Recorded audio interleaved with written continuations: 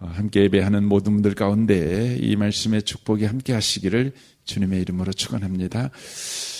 지금 예수님께서 누구이신가를 이 성경은 분명하게 말씀하십니다.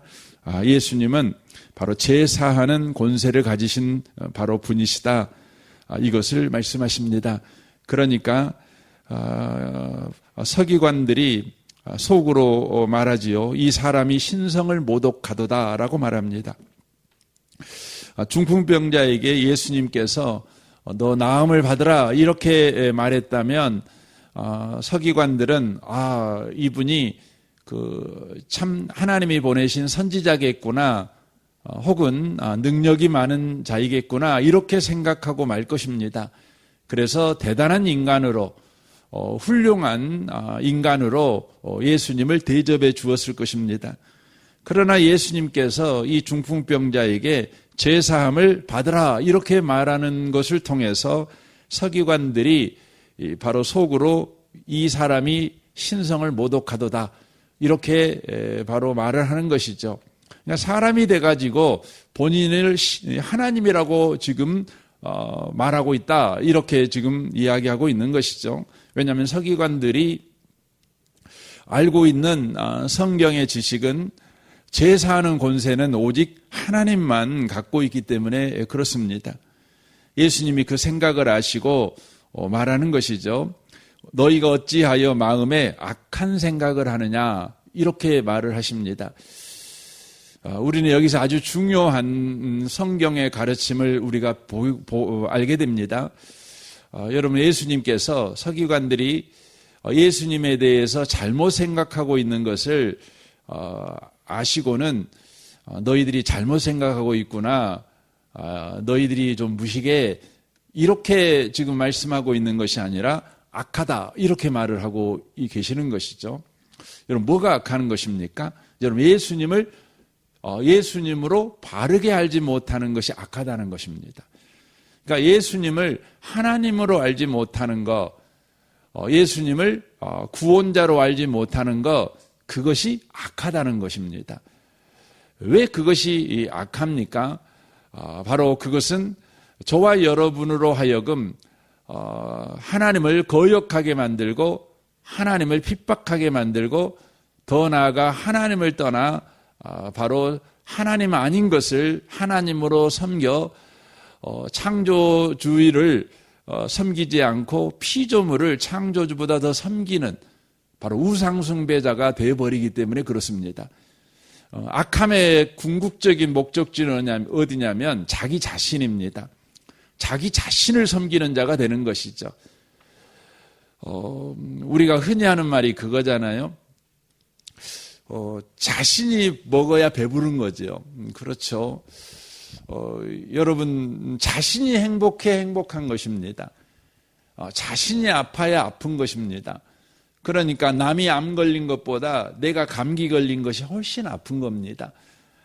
인간은 자기라고 하는 중심성을 자신의 노력과 자신의 힘으로는 절대 벗어날 수가 없습니다. 그래서 하나님을 떠난 인간들은 궁극적으로 자신을 신으로 섬기게 되어 있습니다. 그것이 바로 악한 것이죠. 악한 것이죠. 하나님 예수님을 하나님으로 알지 못하는 것, 그것이 바로 악한 생각이다. 이렇게 말하고 있는 것입니다. 저는 이 아침에 오신 여러분을 축복합니다. 오늘 악한 생각하지 마시기 바랍니다. 예수님을 하나님으로 믿고 예수님을 구원자로 믿는 선한 마음이 여러분 가운데 충만하시길 바랍니다. 그러므로 여러분이 참된 인생을 살아가게 되는 것이죠. 자유인의 인생을 살아가게 되는 것입니다. 악하게 살아가면 여러분과 제가 자유하지 못합니다. 나를 의존하게 되기 때문에 그렇습니다. 내 건강을 의존하는 거죠. 내 소유를 의지하는 것이죠. 내 나이를 의지하는 것이죠. 나의 지식을 의지하는 것이죠. 그렇게 살아갑니다. 그래서 여러분과 저는 부자유하게 됩니다. 왜냐하면 세상에는요, 세상을 살아가다 보면 우리는 계속 비교하면서 살게 되어 있습니다. 여러분과 제가 언제 행복을 느낍니까? 언제 행복을 느끼냐면 여러분보다 안 행복한 사람을 보면 아이고 저 사람보다 내가 더 나아, 그때 행복함을 느끼는 것입니다. 여러분과 제가 그냥 산속에 들어가 가지고 비교 대상이 없는데 혼자 행복을 느낄 수 있느냐? 그럴 수는 없습니다. 사람은 끊임없이 비교를 통해서 행복을 느낍니다. 그래서 여러분 불행하게 느끼며 늘 살아가는 사람들한테는 뭐 하라고 그럽니까? 낮은 데로 가갖고 연약하고 힘든 사람들을 섬기는 삶을 하루만 살아보라고. 그러면 당신이 얼마나 행복한 사람이고, 당신이 얼마나 많은 걸 가진 사람이고, 당신이 얼마나 괜찮은 사람인지 알게 된다고. 그러는 거 아닙니까? 그러니까 세상에서 가르쳐주는 행복의 방법은 사실 다른 사람과 비교해서 갖는 것밖에 사실 없는 것입니다. 그러니까 악한 생각을 가지면 끊임없이 비교할 수밖에 없어요. 근데 현대 사회는요, 우리를 낮은 데로 가게 하는 것이 아니라 높은 데를 향해 가게 하는 시스템 아닙니까?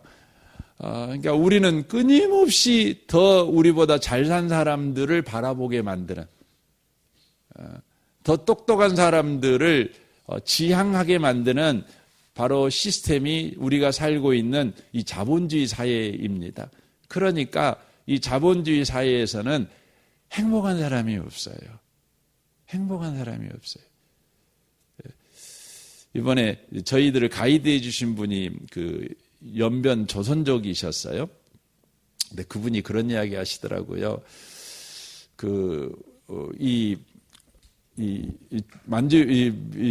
연변에 대부분 사시는데, 이분은 이제 하얼빈, 이제 흑룡강성 출신이신데, 어쨌든, 그곳에 사는 이제 우리 조선족들이 정말 열심히 살죠. 그러나, 한족보다는 그렇게 넉넉하지 못했죠. 그런데 우리 한국이라는 이 조국이 있다 보니까, 노무현 대통령 때 60세 이상 되시는 조선족들한테는 그냥 무비자를 줬대요. 그 전까지는 1200만 원을 들여가지고 한국으로 비자를 이렇게 받아서 와서 일했는데, 그러니까 60세 이상 되시는 분들이 무비자로 한국에 와서 이렇게 돈을 버는 거죠. 그러니까 한 달만 벌어도 1년치 돈을 버는 거예요. 그래가지고 그 돈을 번 거 가지고 이제 자기 자녀들한테 보내는 것이죠. 그 돈을 모아가지고 또 다시 연변에 가갖고 또 건물도 사고 상점도 사고 그랬답니다. 그래서 한 3년 정도는요, 그렇게 행복했대요. 그렇게 행복했대요. 그런데 그 이후로, 수많은 사람들이 이제 한국으로 와서 돈을 벌죠. 돈을 버는데, 얼마나 넘어왔냐 그랬더니 조선족이 총 한 170만 정도 되는데 80만 이상이 한국으로 와 있대요, 지금.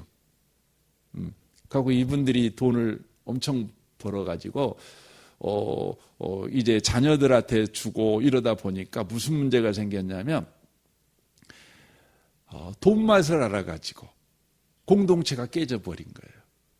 그때는 못 먹고 못 입었을 때는 추석이 있고 뭐 설이 있고 그러면 동네에 모여서 서로 춤추며 이렇게 서로 떡 나눠 먹고 이렇게 너무 행복했대요. 너무 좋았대요. 근데 지금은 그런 거 없대요. 그래서 다 부자긴 한데 불행하대요. 행복하지가 않대요. 자식들은 옛날에 자녀들은 부모 공경도 할 줄 알고 이랬는데, 부모가 자식들한테 그냥 한 뭉탱이 돈 쥐어주고 막 이러니까 자녀들이 공부할 생각도 안 한대요. 참 너무너무 불행하대요.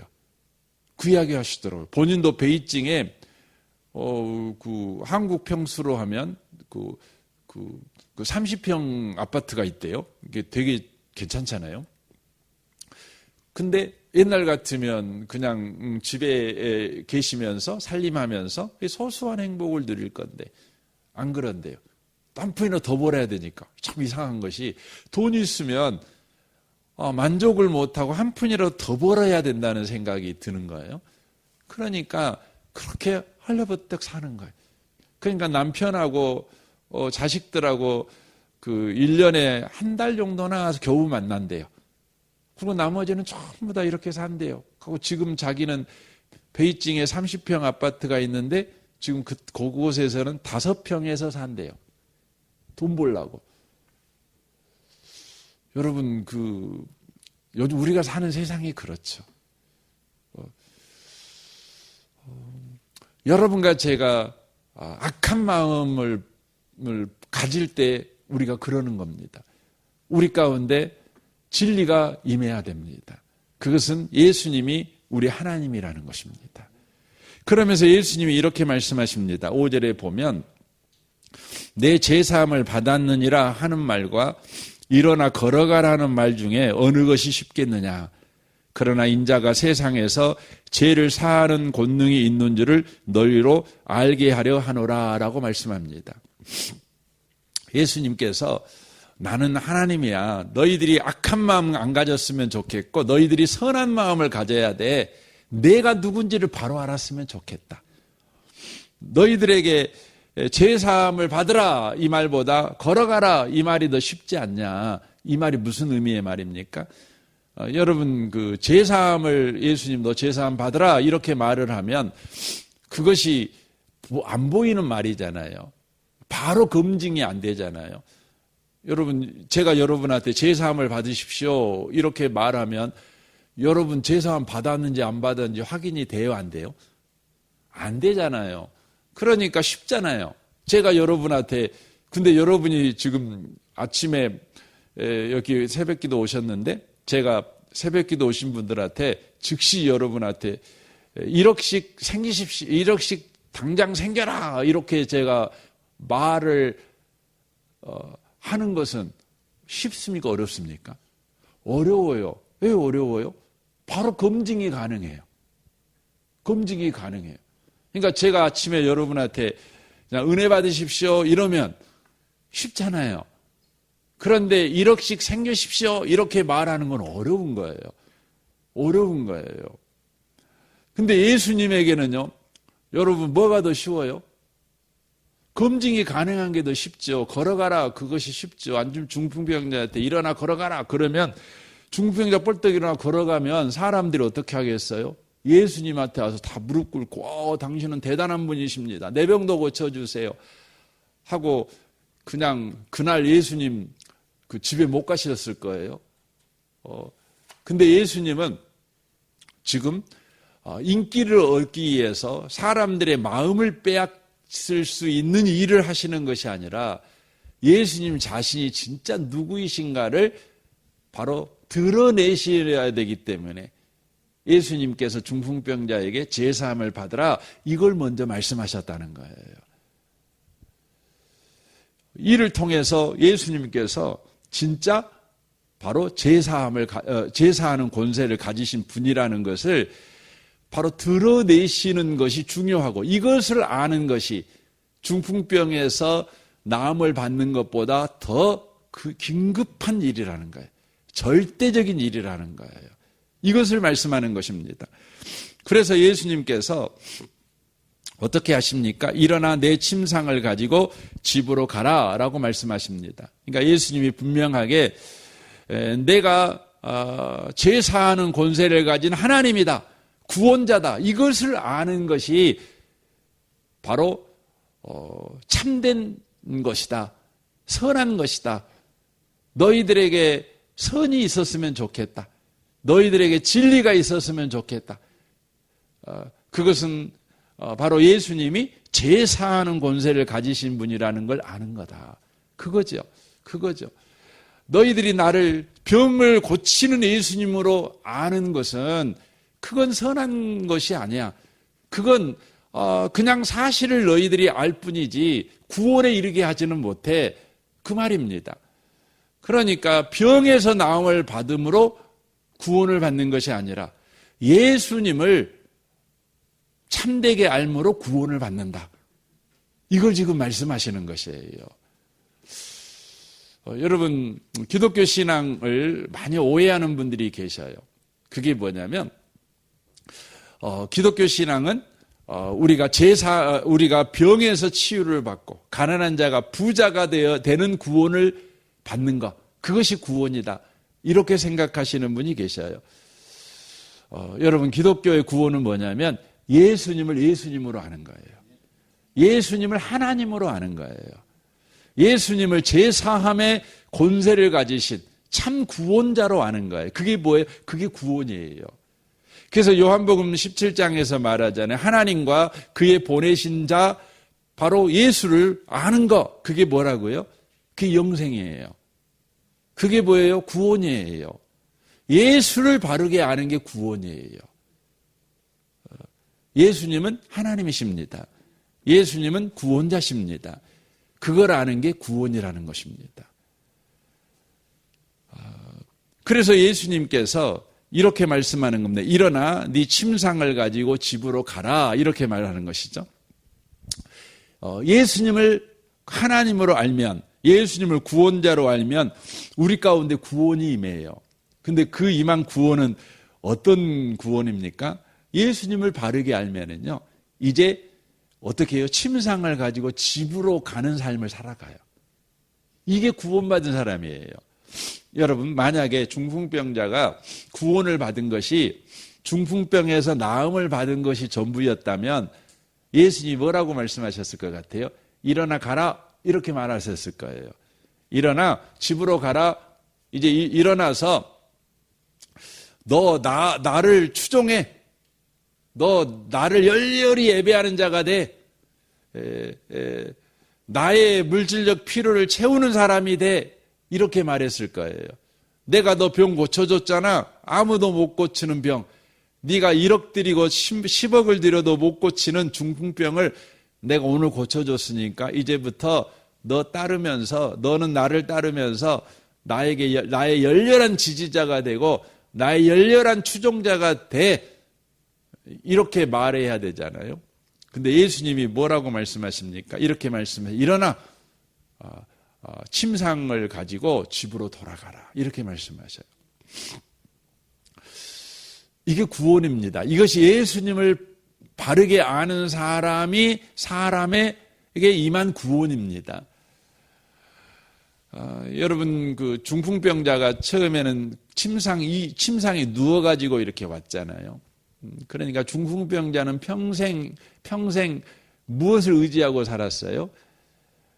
침상을 의지하고 살았어요. 침상을 의지하고 살았어요. 중풍병자에게 침상이 없다면 얼마나 힘들었겠어요? 그러나 중풍병자인 그에게 침상이라도 있으니까 그래도 이안이 되겠죠. 그는 침상 위에 누워있는 거죠. 그러나 그 침상은 더 나아가 중풍병자에게 절망이죠. 중풍병자에게 침상은 수치죠. 상처죠. 그렇죠. 그렇게 평생을 살았어요. 근데 그것을 떠날 수가 없었어요. 그것을 의지하고 사는 거죠. 여러분, 우리가 살아가는 삶의 모습을 보면은요, 우리는 그럽니다. 여러분과 제가 오늘 하루를 살아갈 때 무엇을 의지하고 살아가는 경향이 있냐면 상처를 의지해서 살아갑니다. 상처를. 여러분의 아픈 과거를 의지해서 살아갑니다. 그러니까 여러분이 부부싸움 할 때 남편이 여러분의 상처를 건들잖아요. 그러면 여러분이 화를 내요. 무엇을 의지해서 화를 내요? 여러분의 상처를 의지해서 화를 내요. 우리는 그렇습니다. 네가 내 상처를 건드려. 그래서 화를 내지만 그 내면을 보면 남편이 내 상처를 건드려서 내가 화가 난 거죠. 그러면 이걸 논리적으로 보면 내가 화를 내는 것은 이유는 뭐냐면 내 상처를 의지해서 내가 화를 내는 거죠. 남편이 나를 화내게 했어요. 근데 내 안에 상처가 없어요. 그럼 화날까요? 안 날까요? 안 나죠. 왜냐하면 의지할 데가 없는 거예요. 내가 화를 낼 근거가 없는 거예요. 여러분 안에 예수님이 계시면 남편이 화나게 하면 여러분은 뭐 할까요? 예수님을 의지하시면 여러분 화를 내는 것이 아니라 항상 기뻐해요. 감사해요. 이렇게 나를 화나게 하는 남편이 멀쩡하게 살아있어서 얼마나 감사한지. 감사해요. 여러분, 우리는요, 우리의 의지를, 우리의 삶의 언어 생활이나 행동을 보면 우리는 침상을 의지해요. 우리의 수치, 우리의 부끄러움, 우리의 과거, 이걸 의지해요. 그런데 예수님께서 네가 나를 구원자로 이제 알았어. 제사하는 권세를 가지신 예수님, 그분 때문에 내가 제사함을 받은 걸 네가 알았어. 그러면 이제부터 너는 어떻게 살아요? 침상을 가지고 사는 거예요. 침상을 의지하고 사는 것이 아니라 침상을 가지고 살아요. 가지고 산다는 개념이요, 어떤 것이냐면 성경적으로 말씀을 드리면 여러분과 제가 예수님을 만났지만 예수님 만나기 전에 여러분에게 있었던 상처가 예수님이 만나면 사라지느냐? 안 사라집니다. 똑같이 있어요.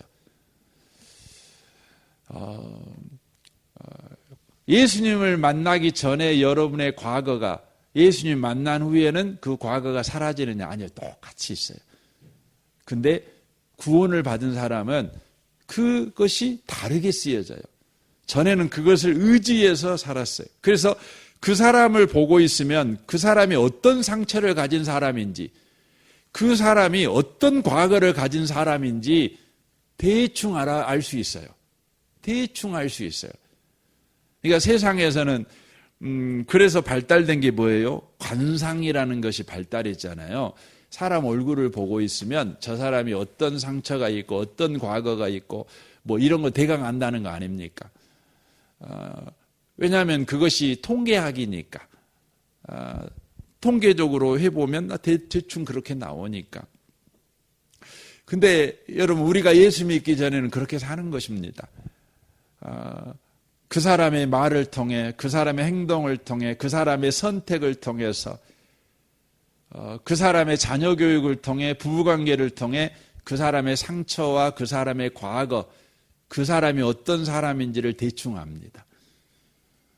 우리는 그렇게 살아갑니다.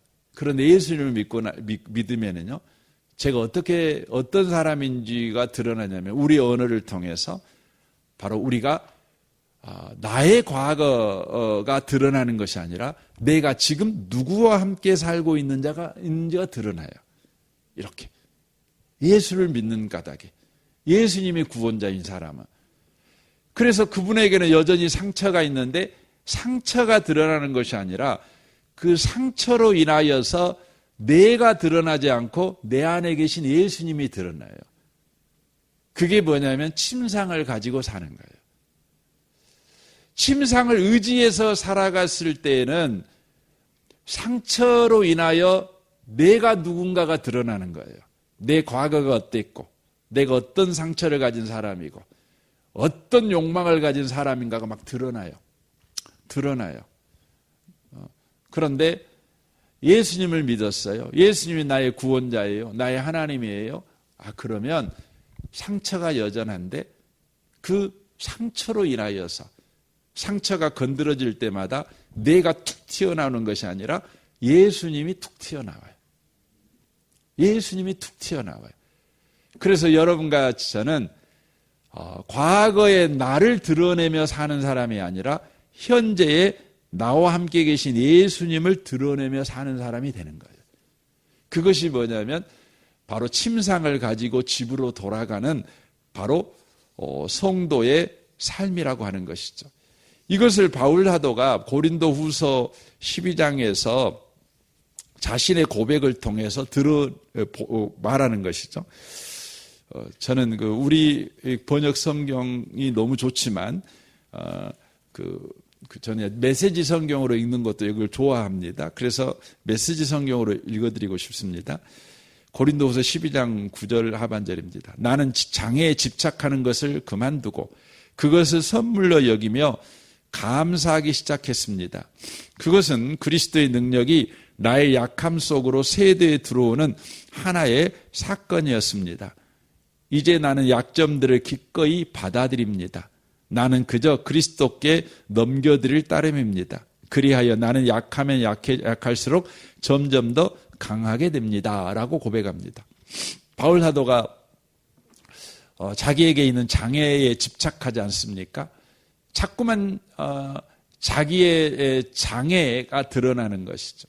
그래서 장애로 인하여서 사역하는데 어려움이 있다는 생각을 하게 됩니다.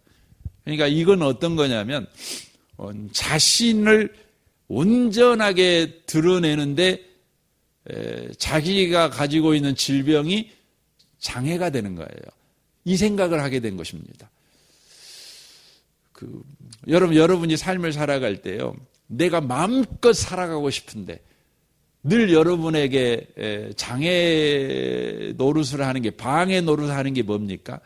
여러분 자신 안에 있는 연약함입니다. 그렇죠?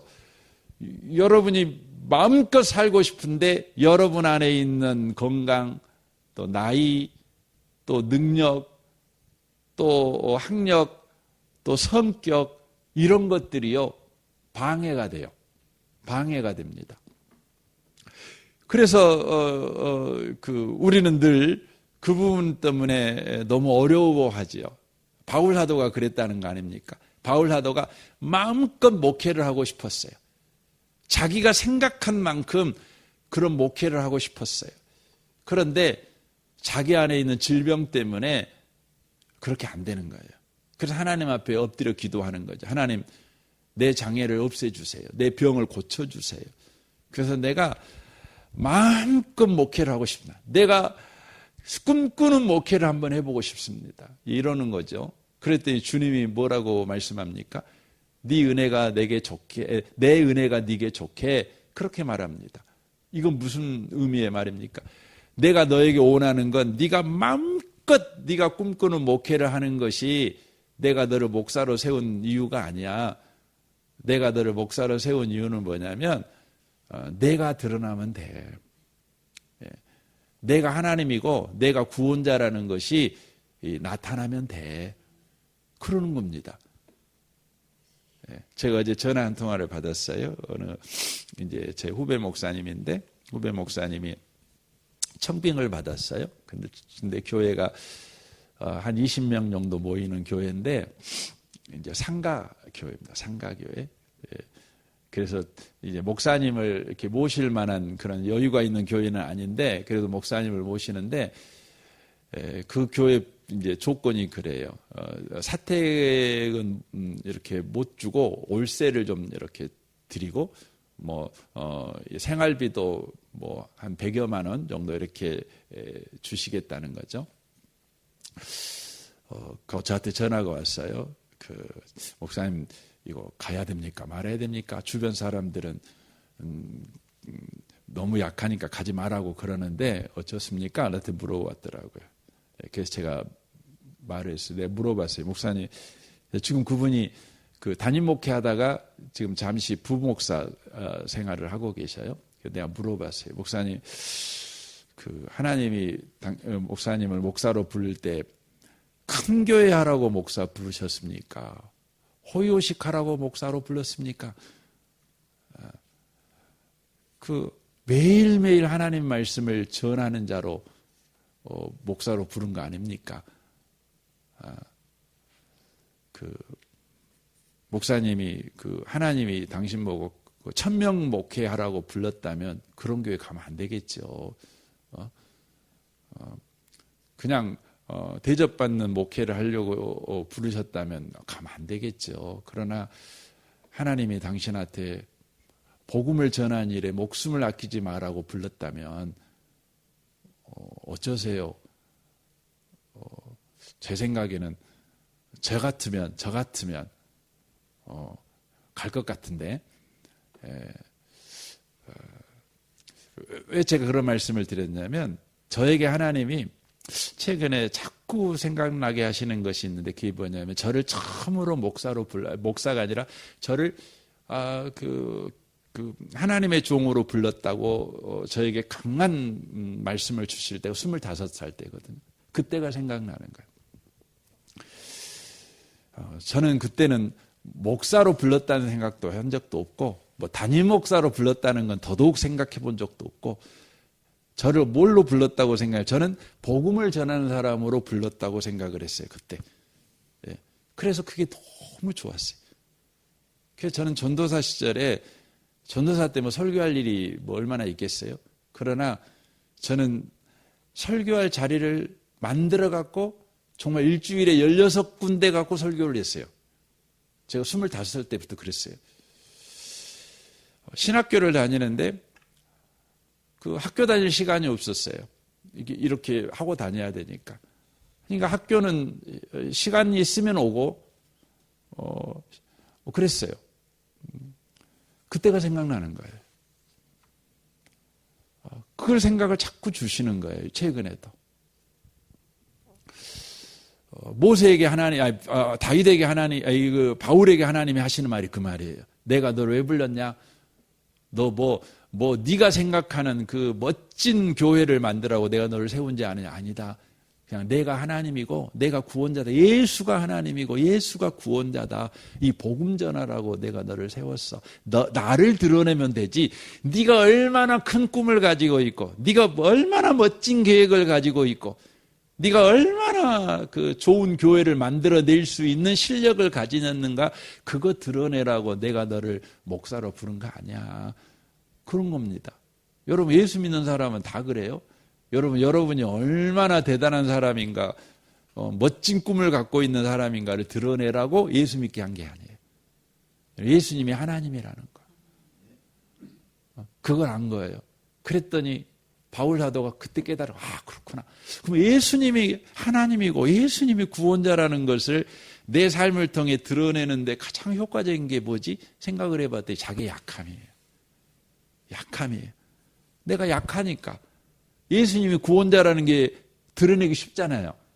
그렇잖아요. 자기가 못났으니까 예수님이 하나님이라는 것을 드러내기가 너무너무 좋잖아요. 그러니까 고백하는 거.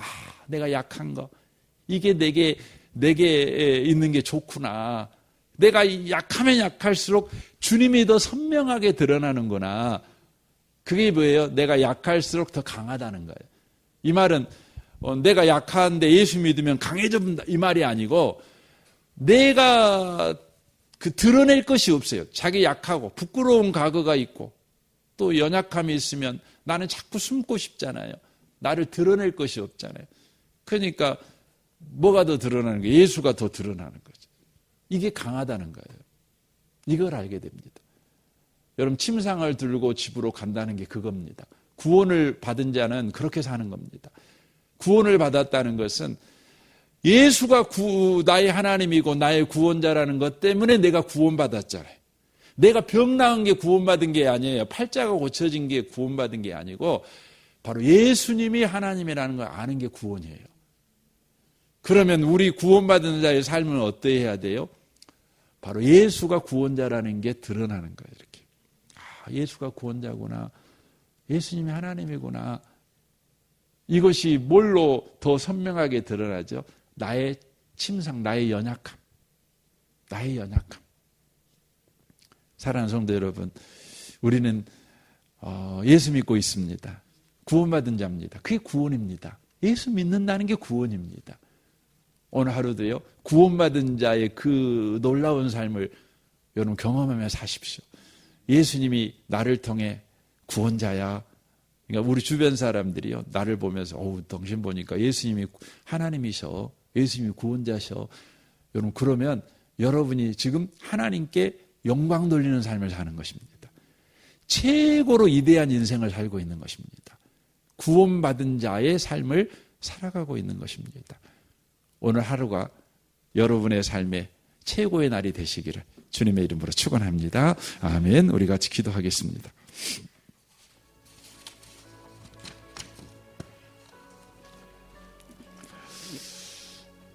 오늘 말씀을 생각하면서 주님 이 아침에 우리를 예수 믿는 자가 되게 하셔서 감사합니다. 그것뿐이 우리가 구원받은 자입니다.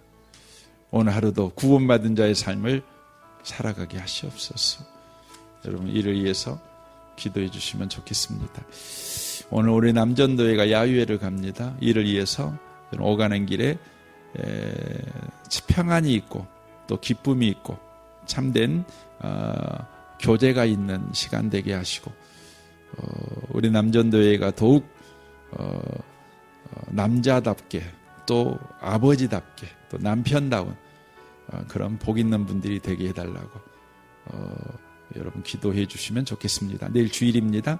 주일 예배를 위해서 특별히 여러분 기도하시고 이 나라와 이 민족과 북한과 열방을 위해서 또 모든 이 지구촌에 예배드리는 곳에